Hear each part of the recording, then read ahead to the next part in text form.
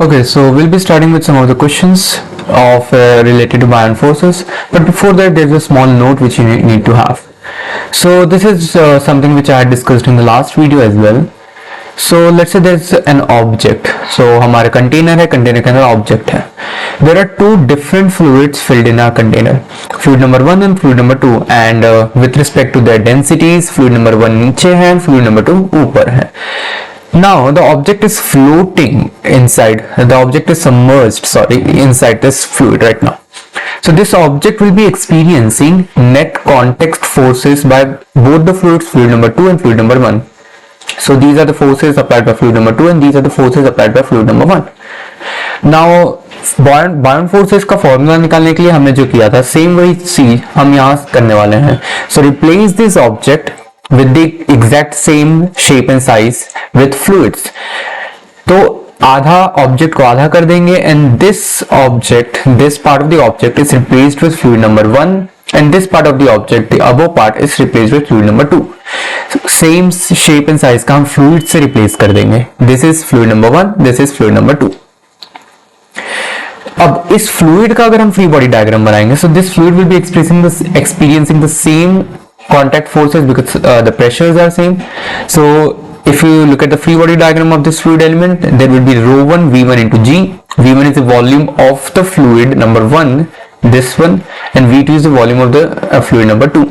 So rho 2 v2g and rho 1 v1g, and total net gravity नीचे force लगा रहा है. So there will be a buoyancy force in the upward direction because of these contact forces, and hence by equating the forces, because the acceleration is 0, I will get Fb is equals to rho 1 v1g plus rho 2 v2g. This is how we calculate the buoyancy forces. अगर fluids different है, same fluid नहीं है, so we can calculate the buoyant forces in this way.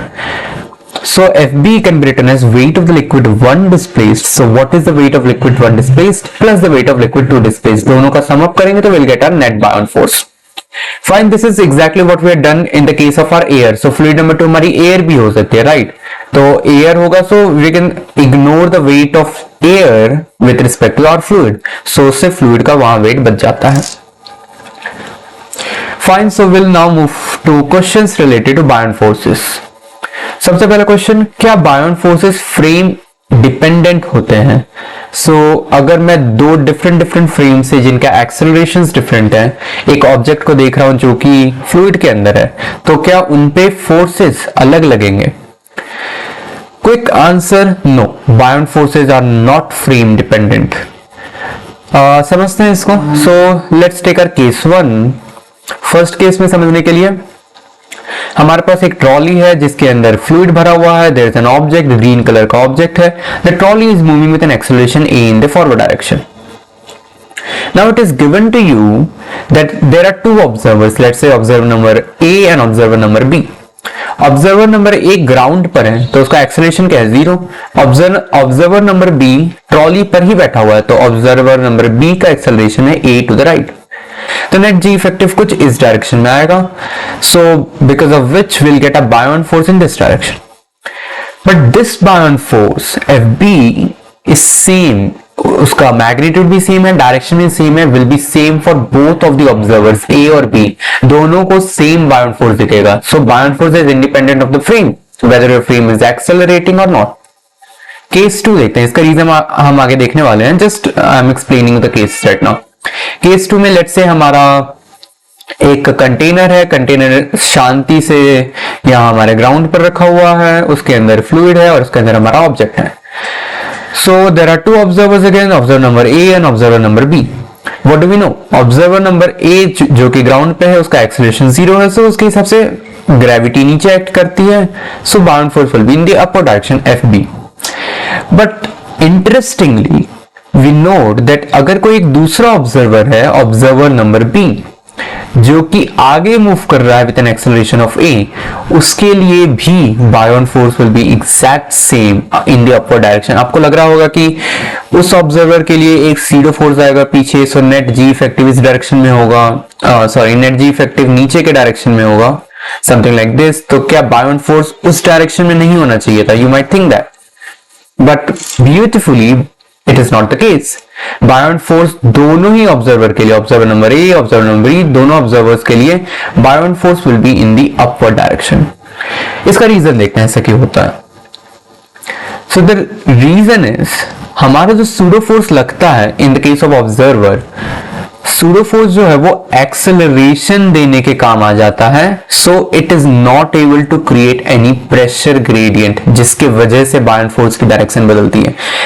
समझ नहीं आया ना, don't worry, let's try to understand it. हमारा एक कंटेनर गिवन है, कंटेनर के अंदर ये हमारा ऑब्जेक्ट है, कंटेनर के अंदर फ्लूइड भरी हुई है। There are two observers, observer number X and observer number Y. X container पे बैठा हुआ है, या समझ सकते हो ग्राउंड पे बैठा हुआ है, तो उसका एक्सेलरेशन क्या है, 0। ऑब्जर्वर नंबर वाई का एक्सेलरेशन है a, so both of these observers will be observing my object which is inside my container. Container ground पे रखा हुआ है, तो कंटेनर की वेलोसिटी, कंटेनर का एक्सेलरेशन अभी 0 है। Fine, let's take a liquid element which is my cylinder. This is my liquid element. इस लिक्विड एलिमेंट की एफबीडी बनाते हैं। This is not an object, sorry, this is a liquid element. इसकी FBD बनाते हैं, उस लिक्विड की FBD बनाएंगे। So let's try to find whether there is a pressure difference in the X direction.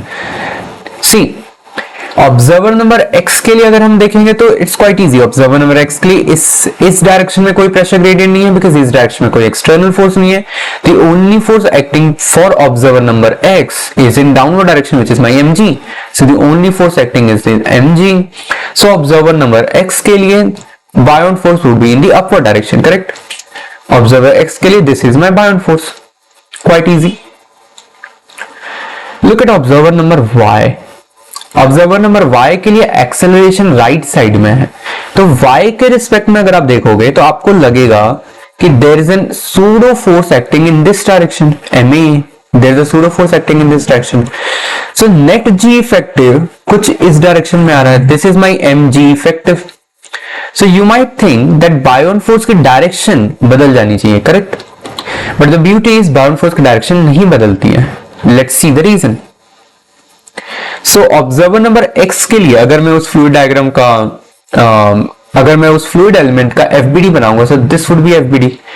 So FBD में let's say there is some pressure difference, although there won't be in the pressure difference in the X direction. Let's say X direction में कोई pressure difference है, so left side का pressure is P1A1, right side का P2A2, and all the other forces are in the vertical direction. DMG लग रहा है वो भी वर्टिकल डायरेक्शन में है, सो हॉरिजॉन्टल डायरेक्शन में और कोई फोर्स नहीं है। सो हॉरिजॉन्टल में बैलेंस करेंगे तो will directly get P1A1 is equals to P2A2, so P1 is equals to P2 आ जाएगा। सो ऑब्जर्वर नंबर x के लिए जिसका एक्सेलरेशन 0 है, हमारा प्रेशर डिफरेंस x डायरेक्शन में कोई प्रेशर डिफरेंस नहीं है, so d P over d x for observer number x is equals to 0। This is for observer x। This is very much what we had expected, right. Observer number y के लिए देखते हैं, that is interesting. Observer number y के लिए मेरा fluid element है। मेरे fluid element का जब हम फ्री बॉडी डायग्राम बनाएंगे, this is the free body diagram of my fluid element for observer number y। Beauty is y के रिस्पेक्ट में, चूंकि y a से आगे मूव कर रहा है, ये फ्लूइड एलिमेंट के पास एक्सेलरेशन है which is in a in the backward direction. This is the beauty. See, DMG तो पहले भी लग रहा था, एक नया फोर्स आ गया DME which is my pseudo force in the left direction. अगर सिर्फ ये सूडो फोर्स आता और एक्सेलरेशन नहीं आता, तो ये जो सूडो फोर्स DME लग रहा है, इसके वजह से भी एक प्रेशर ग्रेडियंट आ जाता है in the X direction, d P over d x। But इस ऑब्जर्वर के लिए सिर्फ ये सूडो फोर्स ही नहीं आया है, इसके लिए एक्सेलरेशन भी आ गया है। With respect to y, the element is moving with an acceleration of a in the leftward direction. इसलिए जब हम इसकी फोर्स बैलेंसिंग करेंगे, so P2A minus P1A plus MA is equals to MA. So this is using the Newton's laws. F external plus F zero is equals to M into acceleration of the object with respect to the observer. So observer is y के respect में element का acceleration है a. So this is ma, और net force को हमें balance कर देना है। So net force in leftward direction is P2A plus DMA minus P1A, that has to be equals to DMA so M A cancel हो जाएंगे and still this is the beauty, we got P1 is equals to P2. What does this mean? This means that dou P over dou X is also equals to 0 in the case of observer number Y. Y के respect में भी X direction में कोई pressure gradient नहीं आया, जो कि हम सोच रहे थे आना चाहिए था. So इसके वजह से what do we get? This is our conclusion. Buoyant force is independent of reference frame. Reference frame के independent होता है buoyant force.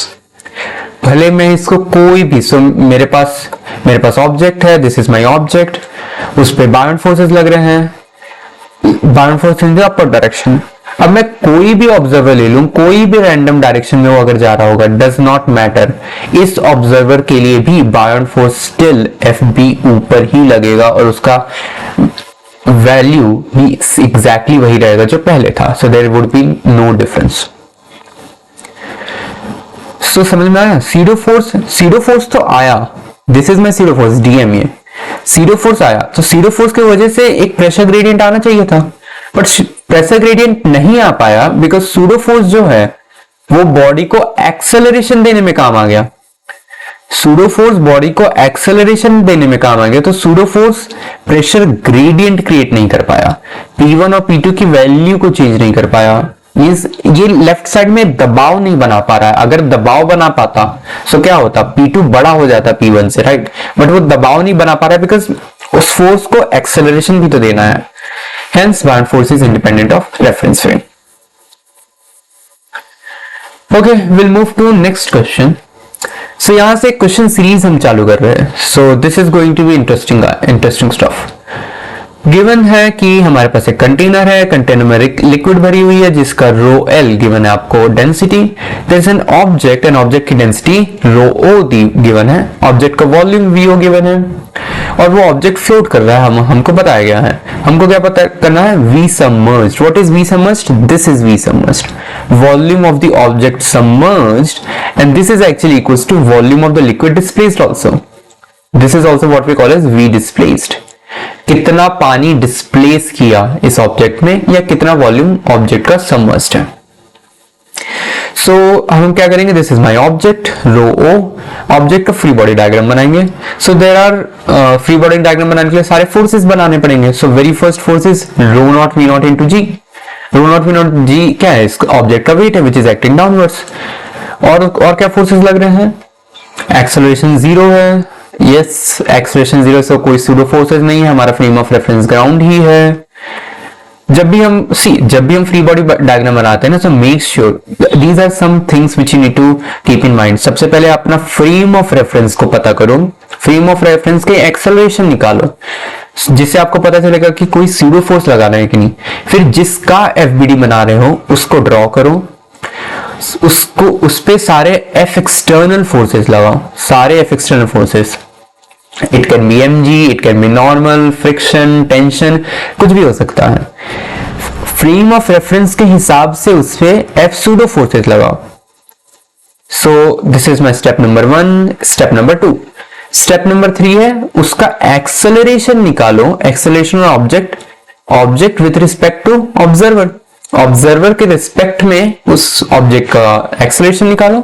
And the last is apply this equation, F external plus F pseudo is equals to m into A of observer, A of object with respect to observer. So just apply this Newton's laws. Then जब भी FBD बनाना होता है तो these are some of the steps which you need to follow, right? Okay, so हम object की FBD बना रहे थे. सो नेट एक्सटर्नल फोर्सेस क्या क्या लग रहे हैं, there is an mg acting downwards, ऊपर एयर है. Actually you can just forget air, but okay, the air है. सो एयर क्या, एयर अपना प्रेशर फोर्स लगा रही होगी. नीचे फ्लूइड है, सो फ्लूइड अपना नॉर्मल कॉन्टैक्ट फोर्सेस लगा रहा है. एंड हम जानते हैं कि इन सब का नेट सम मेरा एक ऊपर बायॉन्ट फोर्स आएगा विच इज FB, और FB में rho L, rho of the liquid, volume submerged into G. FB is equals to rho L into volume of the object submerged या फिर लिक्विड डिस्प्लेस्ड इनटू G. यहां plus actually में एक rho of air into volume of air displaced into G भी लगना चाहिए था, but ये क्यों नहीं लग रहा, because wait of the air can be ignored weight of the air can be ignored with respect to weight of the liquid. So we are just ignoring that. So final FBD देखेंगे. So एक gravity नीचे लग रही है, wait नीचे लग रहा है और FB ऊपर लग रहा है और एक्सेलरेशन इसका 0 है. करेक्ट. So just balance करके we'll get Vs is equals to rho naught divided by rho L into G. So this is important formula. This is the formula for volume of the object submerged. So अगर कोई object float कर रहा है तो कितना volume पानी के अंदर डूबा हुआ है, that is calculated with the help of a difference in density के difference से वो निकाला जाता है. Okay, so what will happen to the volume submerged when the container accelerates upwards? So this is a small question. अब अगर acceleration ऊपर container ऊपर एक्सेलरेट करने लग जाएगा, तब ये जो मेरा Vs है वॉल्यूम सबमर्ज्ड, क्या वो कम होगा, बढ़ेगा, क्या होगा? Find Vs when there is an acceleration in the upward direction. So what we'll see is, because of this acceleration in the upward direction, अगर so this is my frame of reference. My frame of reference is ground. Because of this acceleration, fluid के अंदर gradient बढ़ जाएगा. So initial fluid में pressure density क्या थी? Pressure gradient था rho into जी. अब एक और pressure gradient in the same direction add हो गया, which is rho into A. So pressure gradient in the fluid बढ़ गया है. सो बेसिकली प्रेशर फ्लूइड के डिफरेंट पॉइंट्स पर बदल गया, pressure has increased. So if we were to find the net volume, so again we'll draw the FBD of my object. So उस object की FBD बनाने के लिए what we'll do, this सबसे पहले gravity लगेगी. very first thing, हमारा observer क्या, observer ground पे है, so there won't be any pseudo force. सबसे पहले नीचे हमारी rho naught V naught into G which is my gravity, और ये सारे contact forces हैं which is acceleration है. object is accelerating with A in the upward direction. Because observer कौन है? Observer is sitting on the ground. So finally इसका हम अब इस डायरेक्शन में हम F is equals to ma लगा लेते हैं. So what we'll get FB which is my Bion forces. So इन सारे छोटे छोटे नॉर्मल रिएक्शंस का फोर्स का सम क्या हो जाएगा? That would be Bion force minus rho naught V naught into G, that has to equals to rho naught V naught into A. This is mass into acceleration. Acceleration है A in the upward direction. So this is what net force is equals to ma. अब solve करते हैं. What would be FB? FB क्या होता है? If you remember the formula for Bion force. So FB का general formula क्या होता था? FB is equals to minus, remember this formula, Bion force is equals to rho of the liquid into volume displaced into G effective. So rho of the liquid है rho L, volume displaced is again V naught. But what is G effective? This is important. G effective अब यहाँ G नहीं है, G plus A है. So basically this is because pressure की value change हो गई है. ये मेरे जो प्रेशर्स हैं, ये मेरे प्रेशर्स बढ़ गए हैं. क्यों बढ़ गए हैं? बिकॉज प्रेशर ग्रेडियंट बढ़ गया है. इनिशियली अगर इस पॉइंट पर प्रेशर रो जी एच हुआ करता था, तो इस पॉइंट पर प्रेशर अब rho g h plus rho a h. So rho g h initial pressure था, अब प्रेशर बढ़ के रो ए एच और बढ़ गया है. सो प्रेशर्स बढ़ गए हैं, फ्लूइड के अंदर प्रेशर बढ़ गए हैं, तो फोर्सेस बढ़ गए हैं. Therefore my buoyant forces rho L into V naught G plus A minus rho naught V naught G is equals to rho naught V naught A. So rho naught V naught A cancel हो जाएगा, and we'll get the exact same formula which we had get earlier, which is Vs is equals to rho naught by rho L into G. So okay, sorry, rho naught by rho S into G. So this has to be V naught, right? This guy is V naught. This is over here V naught, not G. So what is our conclusion? although the pressure gradient has changed, although pressures inside the fluid has changed, so fluid जब ये this is my fluid ऊपर accelerate कर रही है, so fluid के ऊपर accelerate करने से fluid के अंदर pressure gradient बढ़ गया है, pressure gradient बढ़ने से pressures बढ़ गए हैं, pressure के forces बढ़ गए हैं, but final buoyant force भी ऑब्वियसली बढ़ गया, बट जो फाइनल V सबमर्ज्ड है वो उतना का उतना ही है, V submerged has not changed. So this is a rule. So what is the final rule? Submerged volume is independent of acceleration of the container and orientation of the object. Object को आप किस तरह से भी Orient करो, acceleration container को किधर भी एक्सेलरेशन दे दो, does not matter. Volume submerged is independent of all of them. And formula क्या है? Volume submerged is equals to rho naught by rho L into V naught. This is in the case when my object is floating. So basically ये जो आप देख रहे हो rho naught by rho L, this is the ratio of the densities of object and liquid. So इससे क्या पता चलता है कि Vs by V naught is rho naught by rho L. So आधी डेंसिटी वाला आधा डूबेगा, 1/4 डेंसिटी वाला 1/4 डूबेगा. What do I mean by that? So let's say you are given wood. This is my wood. Wood की density, let's assume the density of this wood which I have taken right now, इसका रो है half of the row of liquid, right? ये liquid के आधी density का है. So अगर मैं दोनों का सेम मास लूं, so चूंकि इसकी डेंसिटी आधी है, दोनों का मास सेम है, so the volume would be half, which is, so इसकी वॉल्यूम अगर V है तो इसकी वॉल्यूम V/2 है.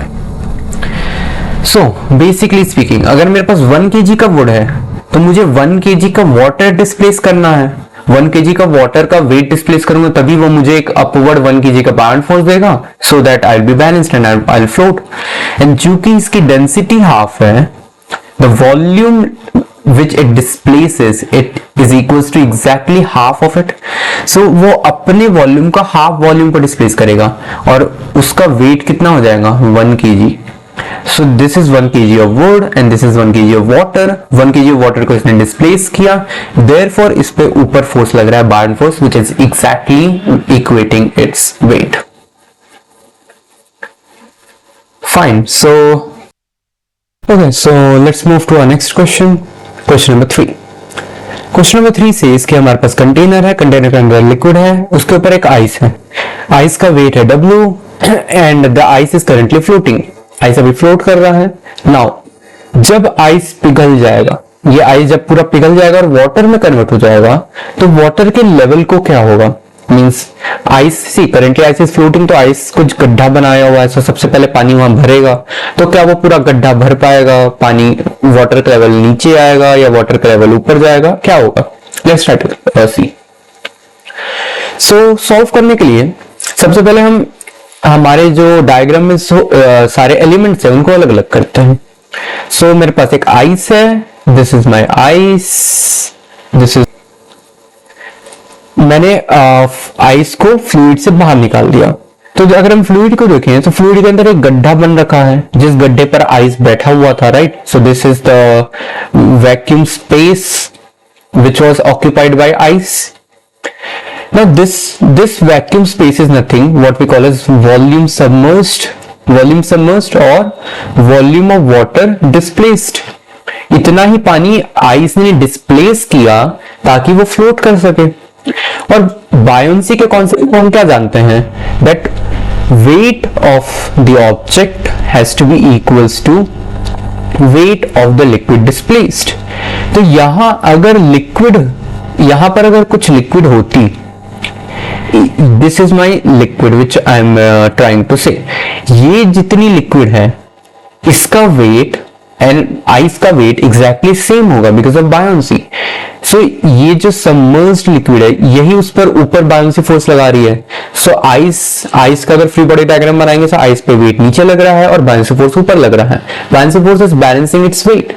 जब ये आइस पिघल जाएगी ऑन मेल्टिंग, ये पूरा पानी बन जाएगा, और मास कंजर्वेशन होगा, so mass of the ice would be equals to mass of the water. So ये जो पूरी आइस है ये वाटर में कन्वर्ट हो जाएगी, this ice is going to convert to water. And चूंकि दोनों का मास सेम है, आफ्टर दिस कन्वर्जन ये एग्जैक्टली उतना ही पानी बनाएगा, this is the water which it will convert to, exactly उतना ही पानी बनाएगा जितना ये पूरा गड्ढा भर जाए। And finally what we'll get is there will be no difference in the water level. So there is no difference in the water level. ना तो गड्ढा एग्जैक्टली पूरा भर गया है जब आइस पिघल जाएगी। Fine, okay. उस आइस के ऊपर अब मैंने वुड रख दिया है, this is my wood, and it is given to you that rho of wood is half of the rho of water. Rho of wood is equal to half of the rho of water.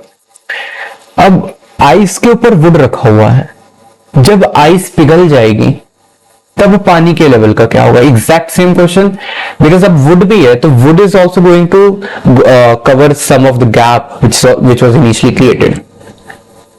So for simplicity let's say मेरे ice का wait है 5 kg और मेरे would का wait है 1 kg।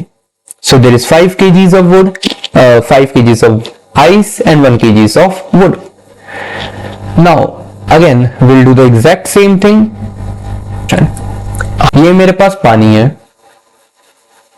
this is my water and I have ice, this is my ice and then I have my wood, this is my wood. मेरे पास 3 चीजें हैं and it is already given to me that weight of the ice is 5 kgs and weight of the wood is, this is 5 kg and this is 1 kg, दोनों मिला के 6 kg है।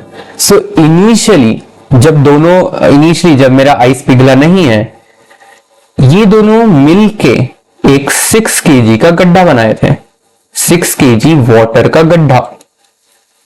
मतलब अगर इस गड्ढे में पानी भरता तो उस पानी का वेट क्या होता है? 6 kg, because that entire 6 kg has to balance wood and ice together. अब क्या हुआ? अब मेरे पास ये जो आइस है, दिस आइस, ये आइस पिघल गया, ये आइस पिघल गया तो this has gone out of the system. Ice पिघल के क्या बनाएगा? वाटर।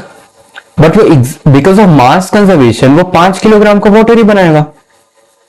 सो ये 5 किलोग्राम का वाटर अब इस गड्ढे में जाएगा, तो ये 5 किलोग्राम का water is going to fill up this गड्ढा। But will it be able to fill up the entire गड्ढा? नो। 5 किलोग्राम का water will fill up this much space, और पूरा स्पेस क्या था? 6 किलोग्राम ऑफ वाटर का space था। तो still there is 1 kg of water का गड्ढा लेफ्ट। सो अभी 1 kg का वाटर का गड्ढा बचा हुआ है। उस गड्ढे के अंदर कौन जाएगा? अब उस गड्ढे के अंदर जाएगा हमारा वुड। तो दोनों का मास अगर मैं सेम ले लूं तो वुड का वॉल्यूम एग्जैक्टली वुड का वॉल्यूम डबल हो जाएगा, right? But 1 kg of, this is my 1 kg of would, तो ये 1 kg ऑफ वुड यहां पर जाके ऐसे बैठ जाएगा, this is my 1, and water displaced is still 1 kg। अब वाटर का गड्ढा की तरह 1 kg का वाटर का गड्ढा है, सो 1 kg का वाटर का गड्ढा वुड पे 1 kg का फोर्स ऊपर लगाएगा, वुड पे 1 kg का फोर्स नीचे लग रहा है, सो वुड की एफबीडी बैलेंस हो जाएगी, and what will see is would will start floating, would will float. This is exactly what I was saying. See, we have understood it intuitively right now. Formula से भी देखें, so we'll get the exact same thing. M submerged, which is mass of the water, which is submerged, mass of the water submerged, which is total 6 kgs. This is total 6 kg. This is equals to rho L into V submerged. That was initially mass of ice plus mass of wood. 5 kgs plus 1 kgs. जब ice पिघल जाएगी, सो M formed, mass of water formed is equals to mass of ice. सो मैं मास submerged को लिख दूंगा, volume submerged into volume left, and mass of ice and mass of wood. Now rho L into V submerged and rho L into V left, and mass of ice and rho L into V submerged दोनों cancel हो जाएंगे because same amount of liquid is formed when ice has melted. So what I'll get is m of wood is equals to rho l into v left. मतलब would के अगर would की बात करें so would का जो weight है that is exactly equals to mass of the liquid displaced, hence wood will also start floating and there would be no change in the water level. Correct? So the main thing over here you had to understand was ये जो गड्ढा है 6 kg का गड्ढा, this गड्ढा was filled partially by the water. So 5 kg का water इसके अंदर भर गया और उसके अंदर अभी भी 1 kg का उसके अंदर 1 kg का वाटर का गड्ढा लेफ्ट है एंड 1 kg का वाटर का गड्ढा is sufficient to balance the 1 kg of force of wood. So इस पे ये F बायोन फोर्स लगाया गया एग्जैक्टली इक्वल्स टू 1 kg और 1 kg का नीचे ग्रेविटी लग रहा है. सो वुड भी बैलेंस हो जाएगा and would will start floating. Even more interesting question. What will happen अगर वुड की जगह मेरे पास आयरन है? वुड की जगह आयरन है तो क्या होगा? And it is given to you that rho of iron is 8 times rho of liquid. So wood था हमारे पास, वुड की डेंसिटी लिक्विड की डेंसिटी से कम थी, आयरन की डेंसिटी लिक्विड की डेंसिटी से अब ज्यादा है. अब क्या होगा?